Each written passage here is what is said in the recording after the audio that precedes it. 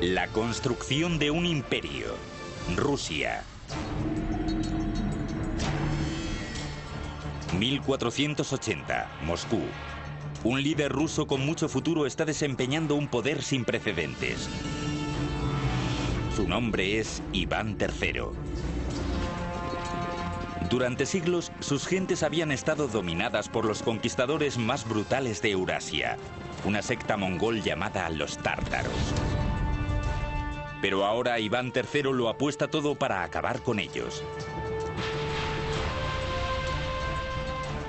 Con un solo movimiento, rompe el pacto vinculante que le unía con los tártaros y declara Rusia suya. En la balanza pende el futuro del pueblo ruso.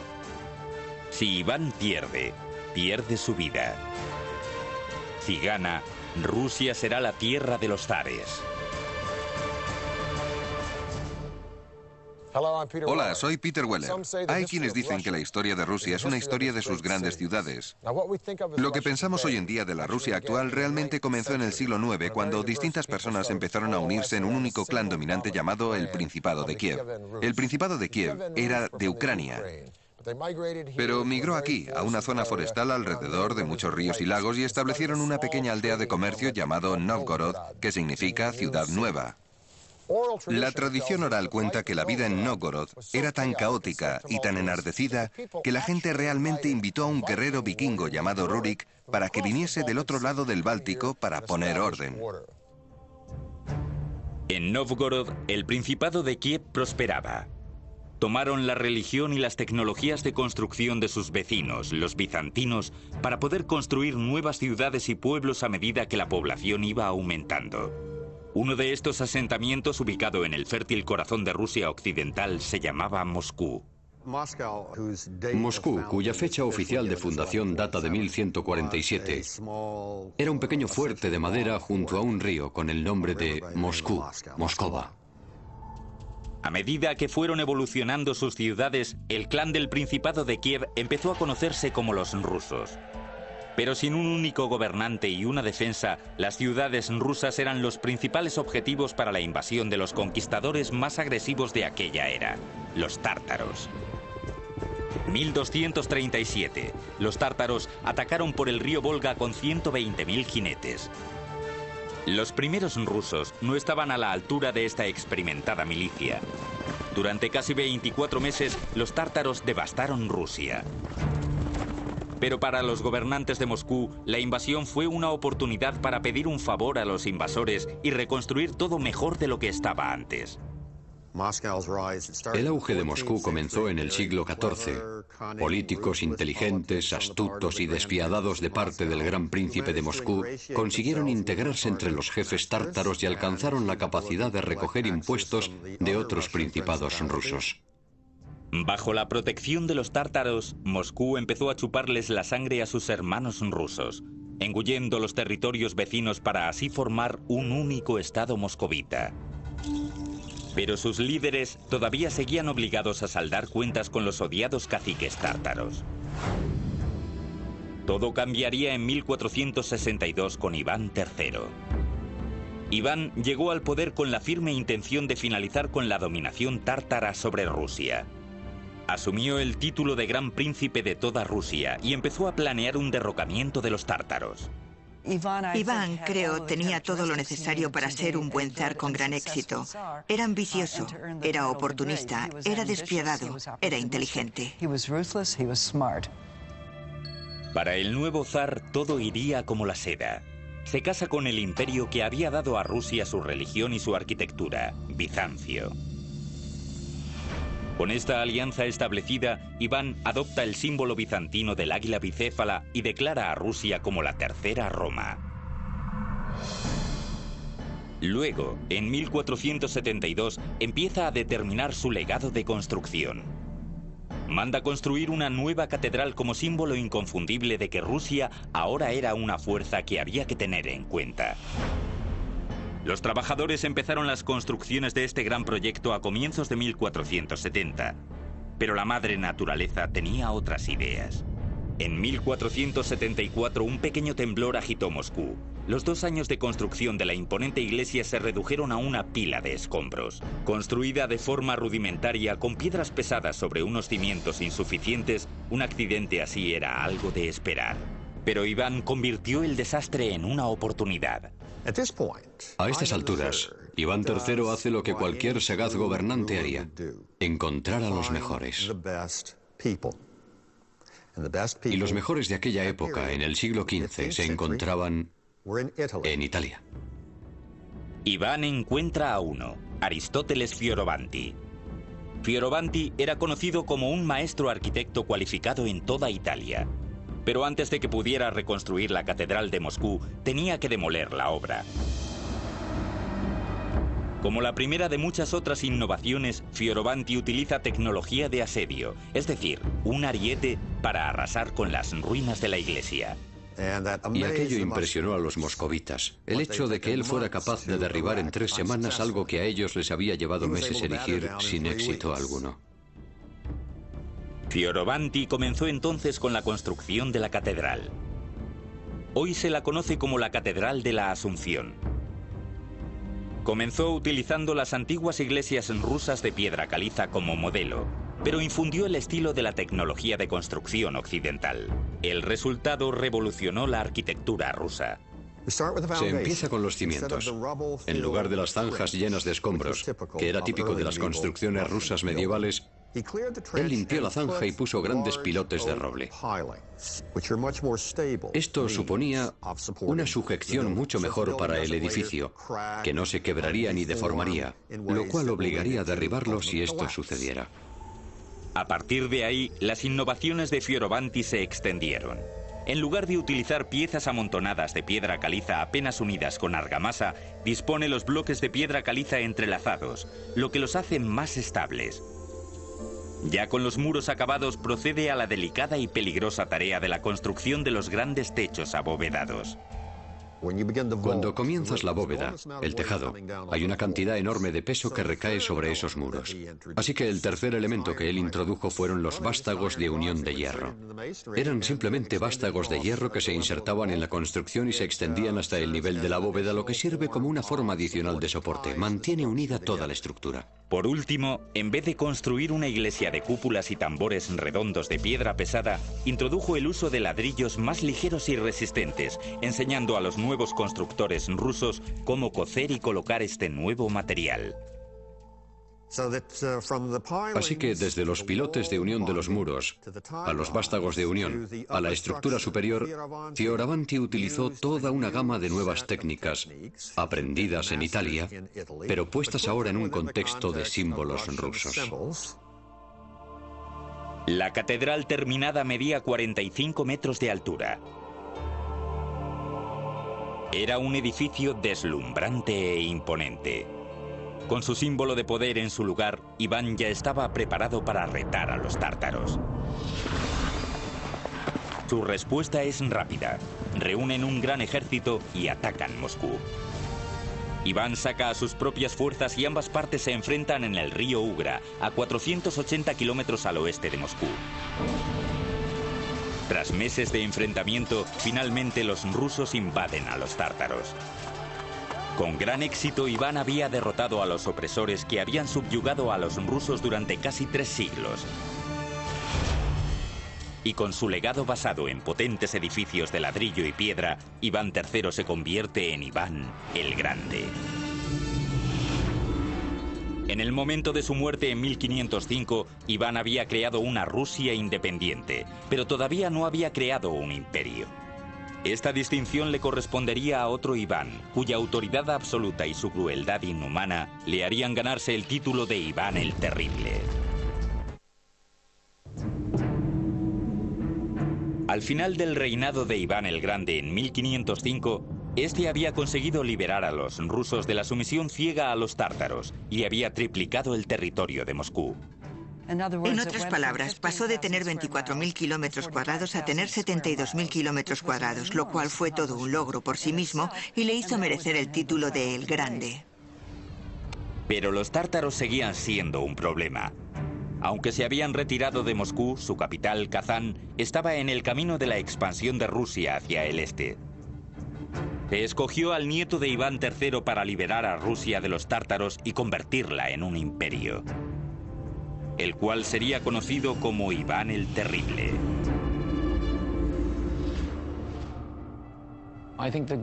Creo que el mejor periodo de todos fue Iván el Terrible. El reino del zar moscovita abarcó el Volga, las euroregiones y finalmente toda Siberia. Este gran emperador empezó como un joven profundamente preocupado. El padre de Iván murió cuando él era pequeño, dejándole testigo de una lucha brutal por el poder, con torturas, ejecuciones y asesinatos. Estas atrocidades marcaron a Iván para el resto de su vida. Me imagino que el pasado traumático de Iván el Terrible, cuando era pequeño, produjo un Iván que era terrible. E incluso cuando era pequeño, torturaba a los animales, parecía cruel y sádico. Cuando llegó al poder en 1547, estaba convencido de que él había sido designado personalmente por Dios para gobernar Rusia. Fue el primer gobernante ruso en autocoronarse formalmente como zar. Y la palabra zar es simplemente un derivado ruso de César. Es un título imperial. Como zar, Iván encontró una válvula de escape perfecta para su intelecto violento y despiadado en el lanzamiento de la primera ofensiva moderna de Rusia, llamada el asedio de Kazán. Primero, Iván creó un nuevo ejército de casi 150.000 hombres, incluyendo unidades de artillería e ingeniería entrenados con las últimas tácticas de Europa. Sus ingenieros adaptaron estas enseñanzas extranjeras a la guerra rusa. El primer paso de la ingeniería rusa fue el diseño de una estructura portátil para defender a las tropas rusas en las planicies descubiertas europeas. La llamaron el Gulai Gorod. Era realmente una fortaleza móvil. El Gulai Gorod consistía en unas placas de madera.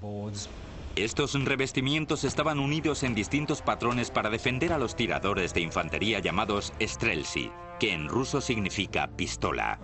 La infantería rusa permanecía detrás o dentro de estas fortalezas móviles y utilizaban pistolas.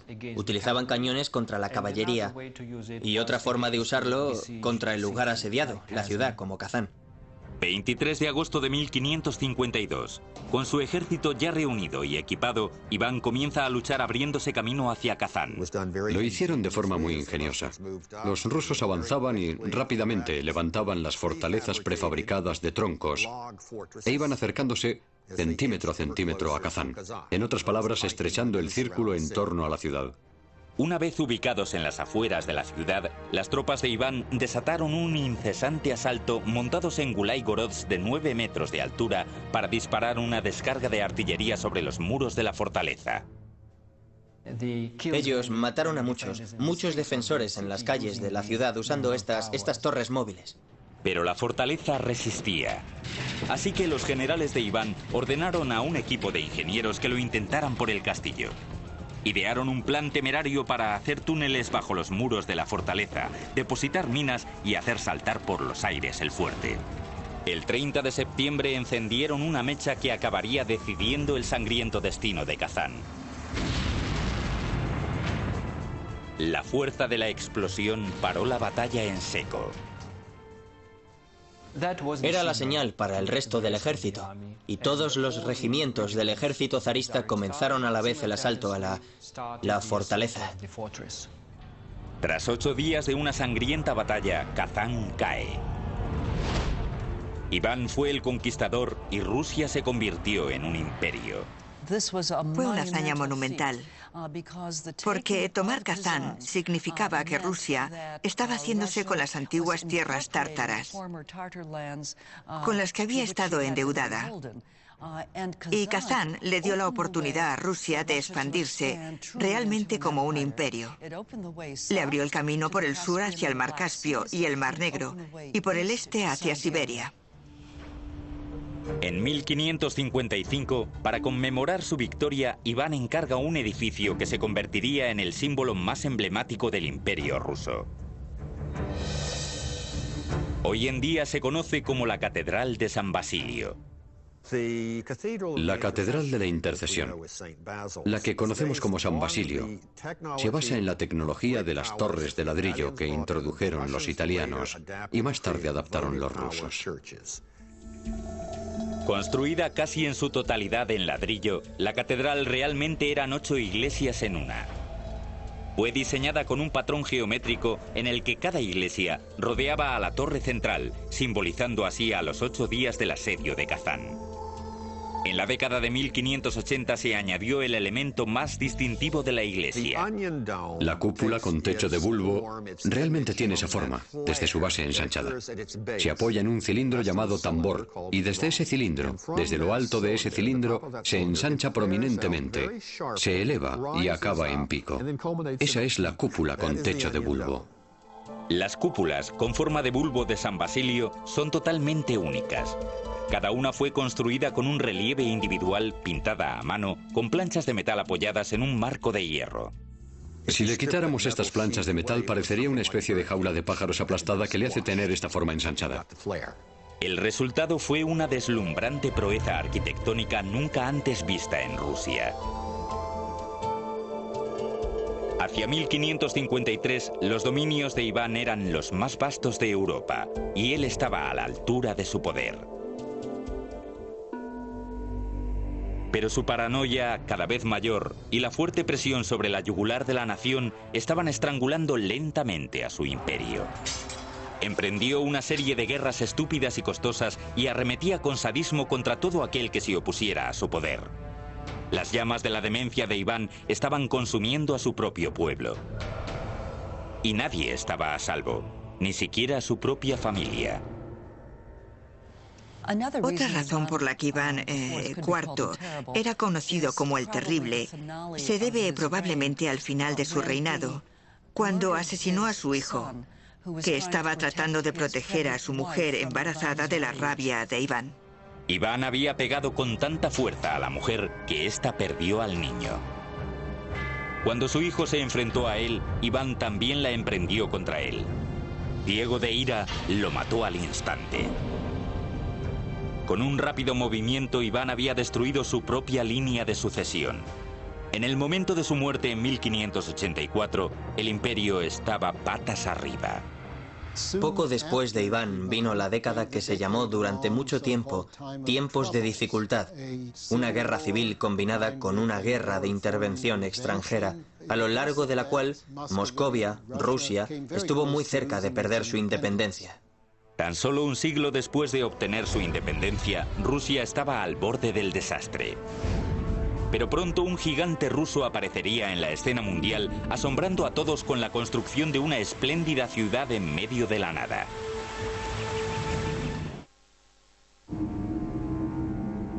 ...1696... Un nuevo zar llega al poder con el plan revolucionario de retomar las cosas donde Iván las había dejado y transformar su nación atrasada en un imperio moderno. Su nombre es Pedro el Grande.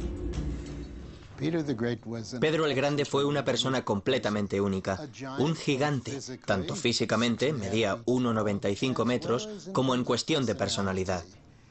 Despreciaba las convenciones y las tradiciones y mostraba una curiosidad incesante por las cosas nuevas. El enorme tamaño de Pedro coincidía con su ego. Un torbellino constante de actividad giraba en torno a él. Él hacía las tareas de una docena de hombres. Era realmente una persona extraordinaria, más grande que la vida.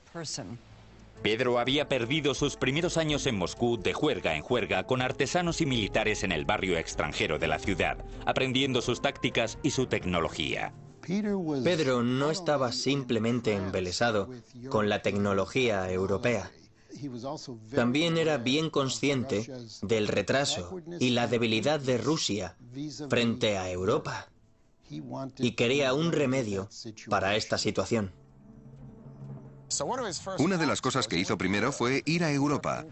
Fue a Europa de incógnito y estudió los métodos de construcción naval con los holandeses, que eran expertos en el tema. También aprendió el arte de la navegación de los ingleses y vio la gran riqueza que aquellos imperios europeos estaban obteniendo de sus colonias en el extranjero y pensó que podrían utilizarse para los recursos naturales rusos. Pero lo que realmente quería Pedro era una porción de acción y sabía que para poder tener acceso a la tarta tendría que llevar a rastras a su país para sacarlo de su atraso medieval e introducirlo en la luminosidad del nuevo comercialismo del mundo occidental. Cuando regresó a Rusia, Pedro decidió transformar su país en una fuerza naval que no solo comerciaría con los imperios europeos, sino que competiría con ellos como una fuerza militar. Pedro fija su punto de mira en un trecho de tierra a 640 kilómetros al norte de Moscú, cerca del mar Báltico, en el río Neva. Con la vanidad propia de un dios, comenzó a prever su nueva ciudad naval que situaría a Rusia dentro del mapa de Europa. A esta previsión la llamaría San Petersburgo. Una ciudad en ese lugar tenía acceso directo a Europa a través del mar. El único problema era que esta tierra del Neva pertenecía a Suecia. Pero esto no disuadiría a Pedro. En 1700 emprendió un ataque en toda regla y se hizo con la tierra a la fuerza. Hacia 1703 se puso la piedra angular de la ciudad. La nueva capital que Pedro tenía en mente iba a ser una fortaleza. Iba a ser el centro del ejército y de la marina. Iba a ser la ventana hacia Europa, a través de la cual fluirían las ideas occidentales, las ideas modernas y se expandirían por todo el imperio. Fruto de la guerra y del derramamiento de sangre, nació San Petersburgo.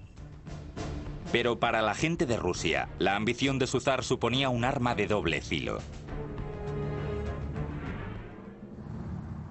Pedro eligió la ubicación de su futura ciudad por su acceso al mar Báltico, pero esta ventaja tendría un precio excesivo. Durante 5 meses del año, el delta del río y las marismas de alrededor se helaban. A continuación, como era de esperar, el agua fluía cuando éstas se derretían en los meses más cálidos. La construcción de esta ciudad sería un reto monumental. Así que Pedro acudió al único recurso natural que funcionaba en Rusia cuando todo lo demás fallaba: la mano de obra local. La gente de Rusia trabajó en la construcción de San Petersburgo literalmente con sus propias manos. Rodeados simplemente de marismas, les era prácticamente imposible recibir provisiones. Para poder levantar los cimientos de la fortaleza por encima de las marismas, los trabajadores tuvieron que excavar en la tierra con sus propias manos y luego transportar miles de kilos de tierra en sus chaquetas y camisetas. Tenían que importar todo. Incluso tenían que cortar grandes cantidades de madera río arriba y hacer que los maderos bajaran por el río para poder dar estabilidad a los cimientos de la ciudad. No hay tierra firme aquí, así que cualquier estructura importante tenía que construirse sobre unos pilotes. Para ello, los ingenieros diseñaron un sistema de poleas para llevar miles de pilotes hasta el terreno. Se elevaba la cabeza y luego la soltaban y se introducía el pilote en el terreno, y esto se repitió cientos y cientos de veces en Petersburgo. En 5 meses, miles y miles de peones habían levantado las paredes hexagonales y los bastiones de madera de la fortaleza que pueden ver a mis espaldas. Por la noche, volvían a sus casas en los campamentos, muertos de frío, cansados y hambrientos. Igual que venían por miles, también morían por miles a causa de enfermedades, de inundaciones y de agotamiento. Hacia 1708 se calcula que murieron en torno a 25.000 peones durante la construcción de la joven ciudad, lo que le hizo portar el sobrenombre de la ciudad de los huesos. No hay ninguna estadística que nos diga exactamente cuánta gente murió antes de que la ciudad se diera por acabada, pero un historiador del siglo XIX dice que hasta aquel momento no había habido ni una sola batalla en los anales de la historia que se hubiera cobrado tantas vidas como el número de trabajadores que fallecieron durante la construcción de San Petersburgo. Para Pedro, estas cifras humanas no eran más que los medios para alcanzar un fin. En 1706 envió su primer buque desde el astillero de la Marina de San Petersburgo. Este era el primer complejo industrial de la ciudad. Albergaba a constructoras navales, fabricantes de cuerdas y velas, fraguas y fundiciones de cañones. Rusia tenía una marina, y su zar, sin ayuda alguna, estaba cambiando la cara del imperio. En 1712, con la rápida eficacia que le caracterizaba, hizo el mayor de todos los cambios. Con un sencillo y contundente decreto, declaró San Petersburgo capital de Rusia. En tan solo un instante, la supremacía durante casi 300 años de Moscú en Rusia había desaparecido. Los ciudadanos de Moscú se quedaron atónitos. Muchos rusos reaccionaron ante Pedro como si se tratara de un extraterrestre procedente del espacio. No le entendían.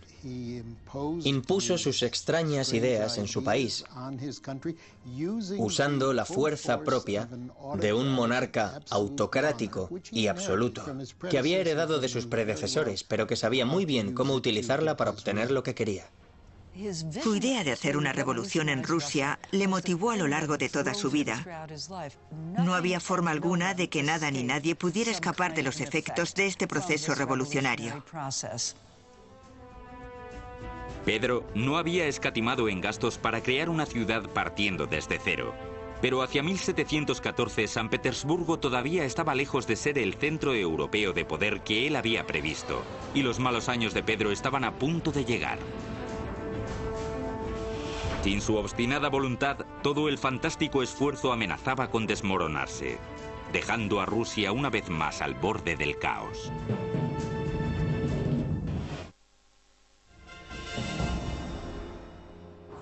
Durante décadas, Pedro el Grande se había centrado en una doble tarea de convertir a Rusia en un gran imperio y a San Petersburgo en su brillante capital, con una excepción. Siguió con sus legendarias borracheras entre amigos, pero como siempre sus juergas hacían pocos estragos en su energía incesante. Había derrotado a los suecos en la Gran Guerra del Norte, había expandido los límites de Rusia desde el Báltico hasta el Pacífico, había construido una nueva capital europea, había creado un ejército de la Marina, había construido escuelas de ingeniería y ciencia y había multiplicado por 7 el comercio ruso. Tanto militar como políticamente, Rusia se había convertido en un imperio, pero todavía le faltaba un elemento esencial en todo imperio que se precie: prestigio. En 1714, Pedro empezó a realizar los bocetos para un gran palacio encima de un acantilado de 15 metros de altura, mirando hacia el mar, a 40 kilómetros a las afueras de San Petersburgo. Lo llamaría Peterhof. El palacio estaría rodeado de 240 hectáreas de jardines y coronado por una red dorada de fuentes que recorrerían toda la pared del acantilado. Los trabajos del proyecto monumental comenzaron en 1716. Muchos soldados del ejército fueron enviados a la finca para cavar las zanjas que llevarían el agua a través de un sistema de cañerías hasta las fuentes. En 1719, los primeros ingenieros hidráulicos del país comenzaron a trabajar en el complicado sistema. El palacio fue construido en las alturas y las alturas es lo que alimenta el agua. Es esa caída, la gravedad y esa caída era la que hacía que funcionaran realmente las fuentes. Utilizando la pendiente natural del terreno y el agua de los manantiales cercanos, los trabajadores construyeron un sistema de casi 24 metros gracias a la gravedad. El agua se almacenaba en depósitos que estaban en lo alto. En un abrir y cerrar de ojos se soltaba esta agua y caía a través de las cañerías de madera en cascadas de 15 metros hasta el eje de las fuentes. La velocidad del agua acumulaba suficiente fuerza para impulsarla a casi 20 metros por el aire. El resultado era asombroso. Las fuentes eran tan espectaculares que fueron apodadas las Versalles de Rusia. Pero Pedro no tuvo demasiado tiempo para disfrutar de su gran joya. En 1725, tras meterse en el agua helada para salvar a un marinero a punto de ahogarse, el gran Pedro cayó enfermo y murió. A finales de su reinado, Pedro había llevado a Rusia de ser un país aislado y atrasado a ser un imperio de lo más novedoso. Pero el trabajo no estaba aún acabado. La ambiciosa y tenaz esposa del nieto de Pedro sería quien completaría la transformación de San Petersburgo, que pasó de ser un fuerte naval a ser la resplandeciente capital que conocemos hoy. Su nombre era Catalina la Grande. Catalina llega al poder en el año 1762, derrocando a su marido, que había sido emperador ruso durante tan solo 6 meses. Y ella pudo fácilmente derrocarle. Una vez en el poder, Catalina retomó las cosas donde las había dejado Pedro: transformar Rusia en una potencia mundial. Como extranjera, como europea que era, completó prácticamente el proceso de europeización que Pedro el Grande había comenzado a comienzos del siglo. De hecho, Catalina se veía a sí misma como la heredera legítima de Pedro. En el siglo XVIII, para poder ser un monarca con éxito, tenías que expandir tu territorio. Y eso es lo que hizo espléndidamente Catalina. Catalina anexionó unos 320.000 kilómetros cuadrados de territorio, lo que añadió una enorme riqueza a las arcas de Rusia y expandió el imperio hasta límites nunca antes alcanzados. En segundo lugar, tenías que introducir un amplio plan de reforma, y eso es lo que ella hizo. En su propio terreno, Catalina utilizó su nueva riqueza para modernizar su ciudad. Fue uno de los primeros gobernantes rusos en tratar las miserables condiciones en las que vivían los pobres de Rusia, con planes para hospitales, sanidad, servicios y colegios. Catalina, durante su reinado, estableció normas arquitectónicas para la construcción de nuevas ciudades. De hecho, lo hizo. Construyó 216 ciudades nuevas, junto con planos de cómo debería ser el trazado, cómo deberían estar diseñadas las plazas centrales, qué tipo de fachadas debería haber, qué tipo de materiales deberían utilizarse en la construcción. Pero el proyecto de construcción más prestigioso de Catalina fue la renovación de su residencia real, el monumento más extravagante del imperio para su propio disfrute, el Palacio de Invierno. El Palacio de Invierno tenía 3 pisos y medía 195 metros de largo. Todo el exterior estaba decorado con más de 200 columnas y cerca de 150 estatuas esculpidas. En el interior contenía más de 500 habitaciones, casi 4 veces el número de habitaciones de la Casa Blanca. A lo largo de su reinado, Catalina encabezó un auge en la construcción como nunca antes el imperio había visto. Su poder inigualable transformó por completo San Petersburgo en un escaparate ostentoso y sin tapujos de la cultura, la riqueza y el poder del imperio ruso. Escribió a uno de sus corresponsales: "No puedo parar de construir. Es que construir es como una enfermedad, es casi como el alcoholismo". La desmedida construcción no era el único vicio de la zarina. Tras las puertas del Palacio de Invierno, Catalina era conocida por otro tipo de actividad: cuidar muy bien de sus numerosos y a menudo mucho más jóvenes amantes. Era una mujer trabajadora. Por las noches quería compañía masculina. Y hubo una serie de amantes uno tras otro. Los trataba muy bien y con gran generosidad. Les daba tierras, les daba siervos.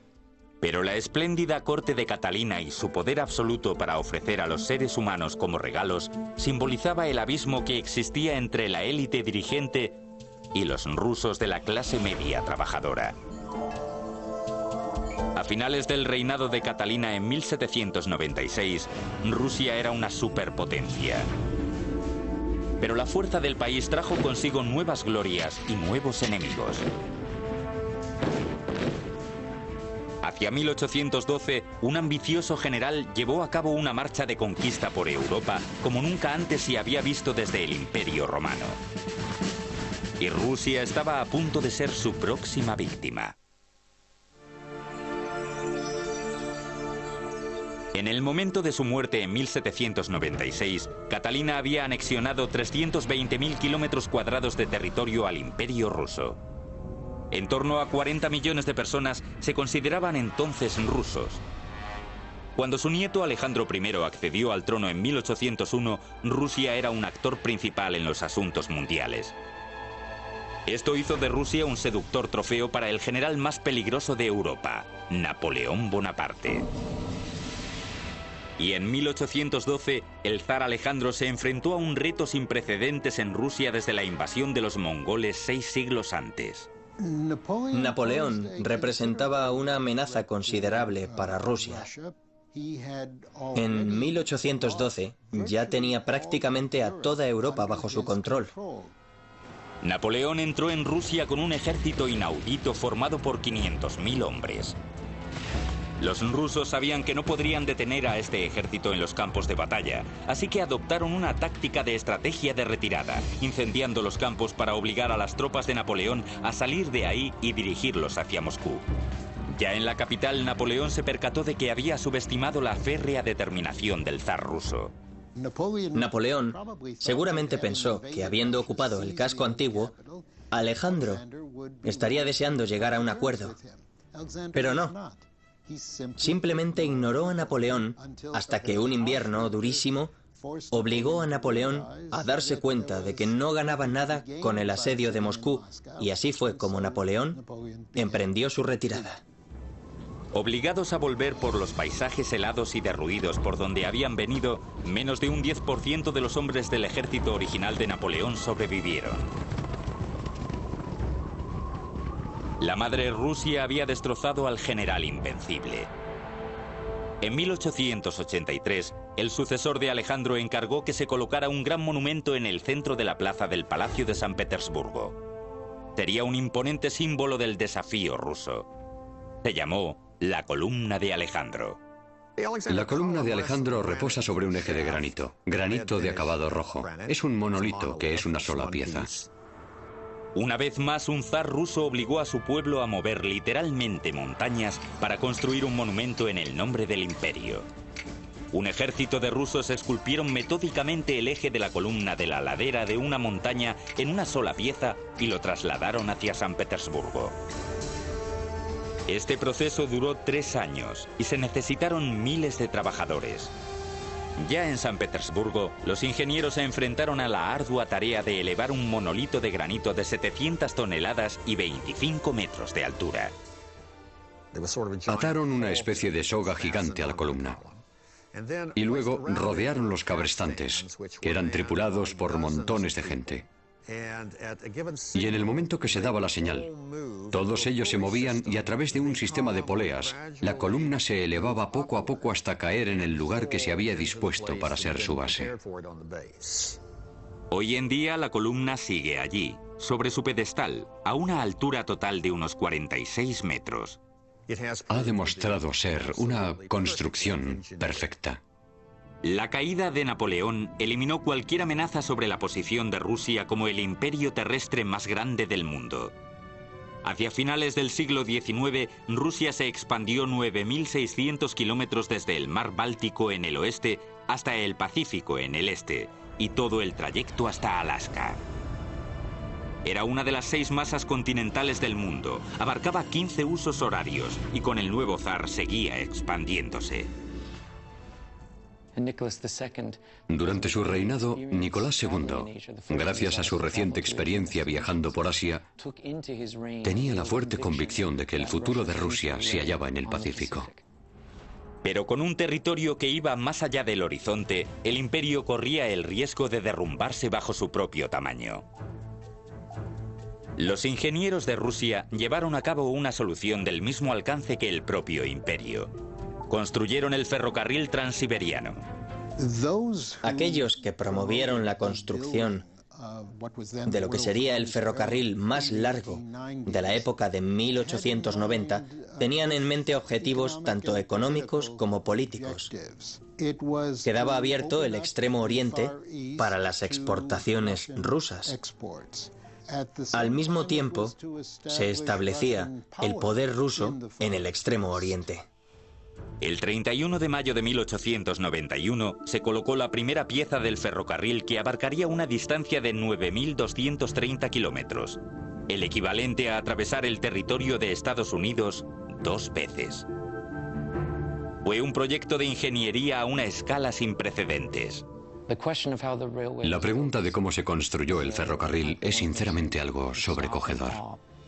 El ferrocarril fue diseñado de forma que se construyera por secciones y requería miles de trabajadores, ingenieros, soldados e incluso presidiarios para realizar el trabajo. En un tramo típico del ferrocarril que atajaba por las amplias áreas del sur del bosque siberiano, una oleada inicial de trabajadores limpiaba el terreno, talando los árboles para abrirle paso al ferrocarril. Luego muchos otros construirían los baluartes en la tierra para alzar los raíles. Luego, cuando las maderas estaban despejadas y los baluartes en su lugar, se traían los raíles y se colocaban. El transporte de las provisiones hasta estos lugares remotos suponía un gran reto, porque, después de todo, el ferrocarril todavía no existía. Las vías tenían que colocarse poco a poco, así que los trabajadores podían utilizar el ferrocarril en construcción para transportar el acero desde el oeste y continuar construyendo sección a sección. Y este proceso se repetía semana tras semana, mes tras mes, durante todos los años del último periodo imperial. El esfuerzo incesante fue la peor parte del trabajo. Era un trabajo durísimo, un trabajo durísimo. Es decir, hay que imaginarse un páramo aislado que fue transformado en campamentos improvisados de trabajadores que acampaban allí con sus tiendas, o en algunos casos en refugios, trabajando durante meses en los tramos de la vía con relativamente pocas provisiones. En invierno, sometidos a las temperaturas extremadamente bajas. En verano, al calor espantoso del clima continental de Rusia. Hacia 1904 se había completado lo esencial del ferrocarril.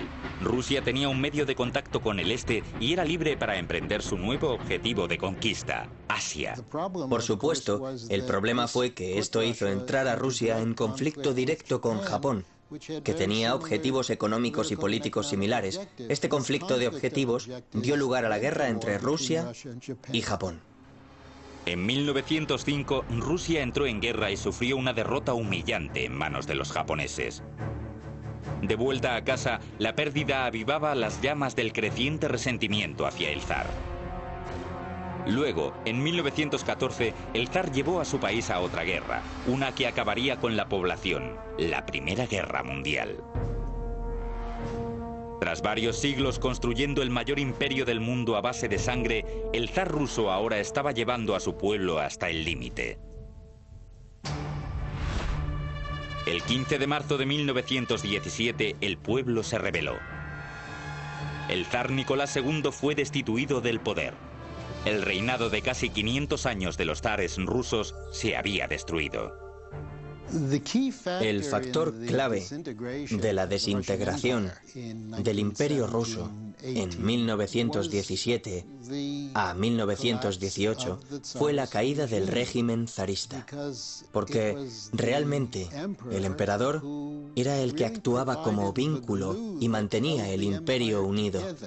Los zares habían usado su poder para construir catedrales asombrosas, ciudades enteras partiendo de cero, ferrocarriles que atravesaban todo un continente y lujosos palacios inigualables en lo que a opulencia se refiere. La historia del Imperio ruso puede verse como un enorme logro.